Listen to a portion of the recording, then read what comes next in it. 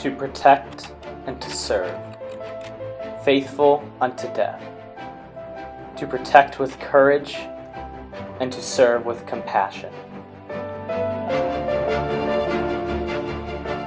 Policemen and women enter the profession to safeguard our communities and our lives, sometimes going into dangerous, even life-threatening situations to protect us.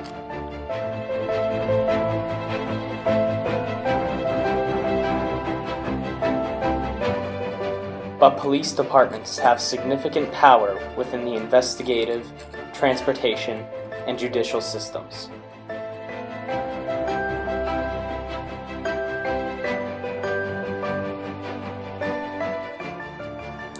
Reports say that police departments set quotas for officers to meet, but they claim that citations, fines, and jail time are set in place to make people safer.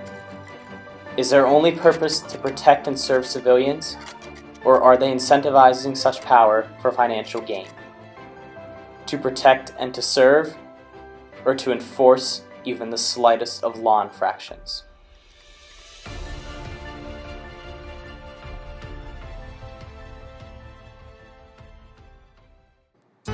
Starting in the 1830s, centralized preventive police forces began springing up across the United States. Like today's modern police departments, these new forces were designed to deter crime from happening, rather than to react once it had occurred. However, since the conception of such an institution, the public has felt like this preventive policing was inventing crimes rather than preventing them, by preying on citizens to increase revenue for their corresponding department. Policing in the United States is something that has become a controversy in the last few years because of recent events in the media and how we perceive cops. There are notions that police cannot be trusted because of their power grabs. Corruption of the judicial system and the spread of hate over social media has caused for commotion of feelings tied to how cops are looked at. But although cops have been seen in a bad light, recent statistics show that crime has gone down significantly within recent years.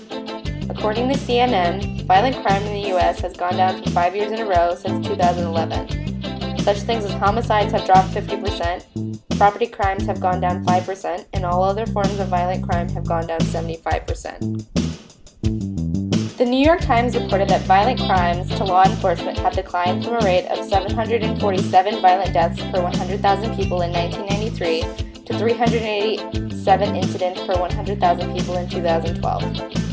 A survey from the U.S. Justice Department says that on the roadways, DUIs have reduced by half since 1982, and the number of fatalities per million miles of car travel is 1/5 the standard set in 1964. A review of accused police corruption concludes that people are committing less crimes since the chance of prison times or fines are very high.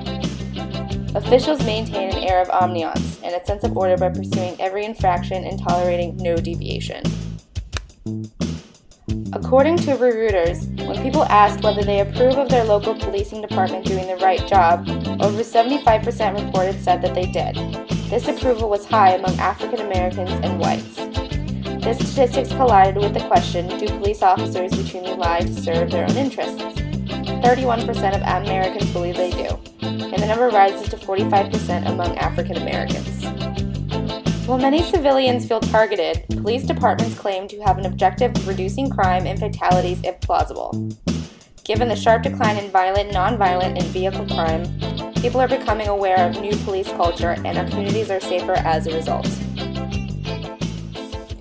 However, police departments are accused of receiving a percentage of traffic fine revenue, an incentive for them to nitpick at even the slightest mistakes. This has been especially prevalent in cases of racial profiling, as is what happened in Ferguson, Missouri in 2014. The largely white Ferguson PD wrote huge numbers of tickets for the city's African American residents, collecting millions of dollars in fines. No police department has admitted to setting quotas, a requirement for officers to write a minimum number of tickets every month. However, outside critics say it's real, so we interviewed some of our peers to see what they think. Do you think that police abuse their power within the confines of ticketing and small arrests, and why? I think that some do and some don't.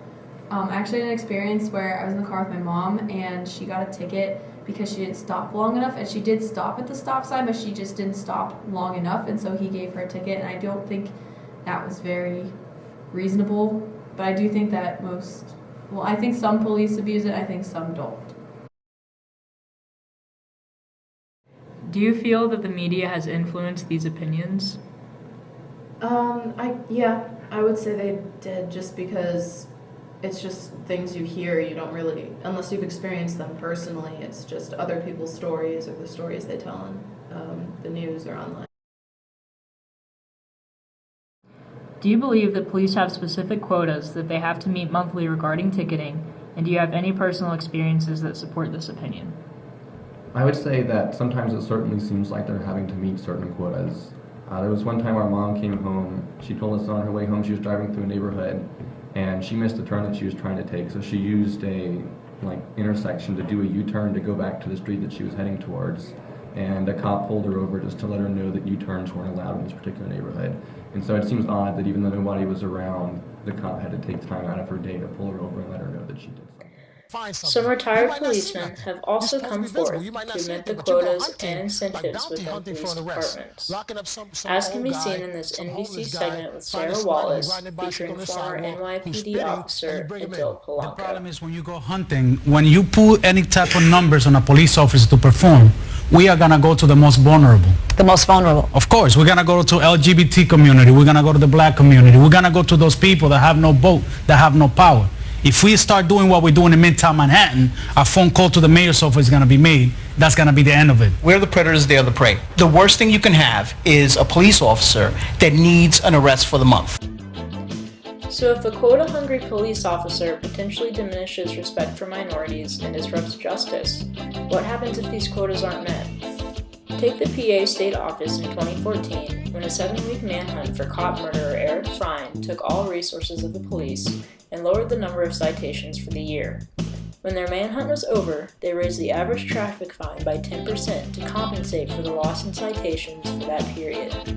Writing a plethora of citations, raising the fine of them when less are being written, and several policemen whistleblowing corruption can lead one to believe that it may be more about maintaining revenue than we might imagine.